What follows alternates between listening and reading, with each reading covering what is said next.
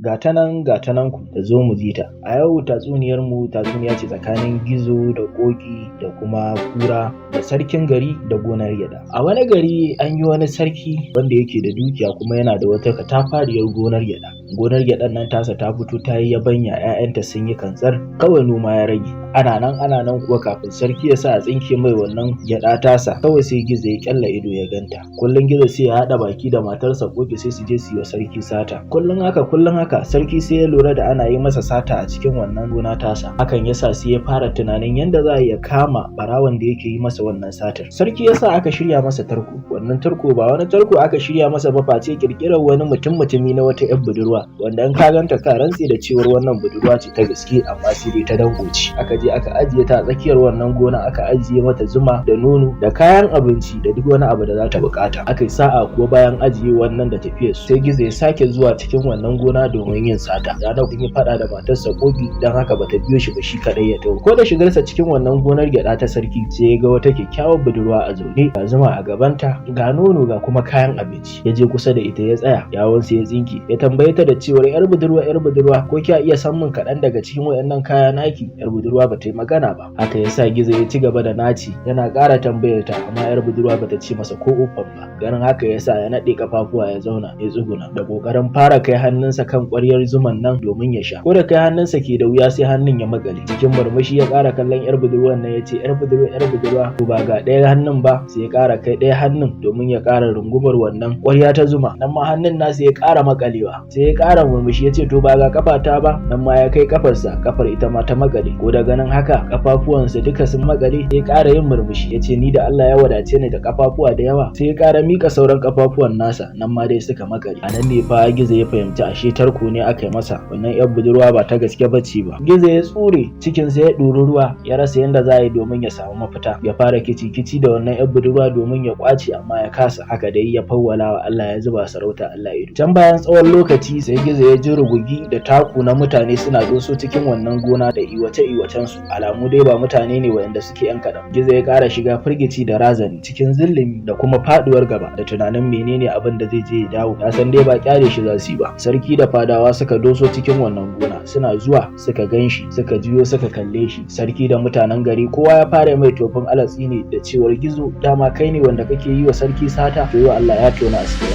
Sarki ya ce, to shikenan, dama dai yayi alƙawarin duk wanda ya kama yana yi masa wannan sata sai yayi mai hukunci. Da haka a sa a je a nemo bulalai a zane gizo da ita.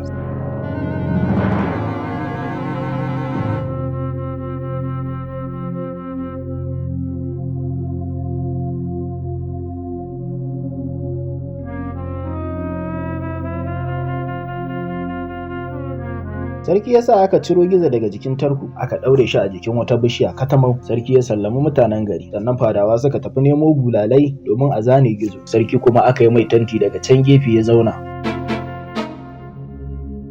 Bayan tsawon lokaci da tafiyar su, gizo yana ɗaure a jikin wannan bishiya, sai kura hanya ta biyo da ita ta cikin wannan gona, inda ta iske gizo a daddaure a jikin bishiya. Ta tsaya ta kalle shi ta ce, kai kuma gizo, yau wani salon makirci ne haka na ganka a daddaure a jikin bishiya? Ko dai wani abu ne yake faruwa? Gizo ya kada baki ya ce da ita, ai sarki ne ya saka wata gasa, ya ce duk wanda ya tsaya ana aka ɗaure shi har ya je ya dawo, to fa zai bashi gida, zai bashi kuɗi, sannan zai hada masa 10 tare, sannan kuma za a bashi mukami a cikin wannan gari. Ko da kura ta ji haka nan take yawunta ya tsinke, ta fara tunanin yanda za a yi domin ta yi gizo wayo, ita ta samu wannan tagomashi wanda ta ji gizo ya labarta mata. Nan ta shiga amfani da kalmomi wanda za su sa gizo ya ji tausayinta. A ba gizo, kai fa dan uwana ne, kuma ku irin wannan damarmakin an fi samun su ne daga bangaren tunda ku ne idan gari, ku kuka san gari. Ta ce, gizo, in dai ka yarda ni ma zan yarda, kwance ka daure ni. In dai har na ci wannan gasa wacce sarki ya saka kuma aka bani abubuwan da sarki ya alkawarta, to na yarda za mu raba su ni da kai kwabo da kwabo, ba tare da wani ya zalunci wani ba. Kuma ni da kai kaga mun zama yan uwa, duk wani abu da zamu dinga yi zamu na yin sa ne tare, samu da rashi, nasara da faduwa, komai namu zai zama daya. Gizo ya ce, to ba damuwa, tunda dai kin naci, kwance ni, amma dai ni ba wani son taimakon ku nake ba, domin ku sai mutum ya muku dare sai ku masa rana.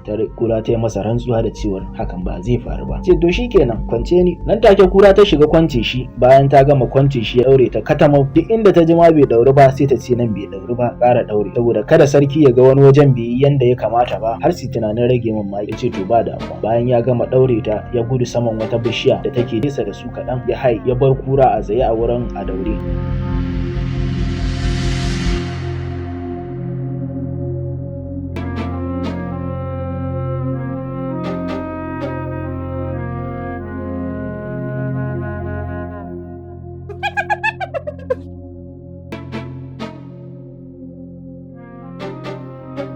Bayan wani tsawon lokaci fadawa suka dawo cikin wannan gona rike da bulalai. Kura tana yin arba da su, nan take cikin ta ya ɗori ruwa, ta fara tunanin to wannan wace iriyar gasa ce da na gansu da bulalai maimakon in gansu da abubuwan da ke nuna tarba ta arziki kamar yadda Gizo ya labarta.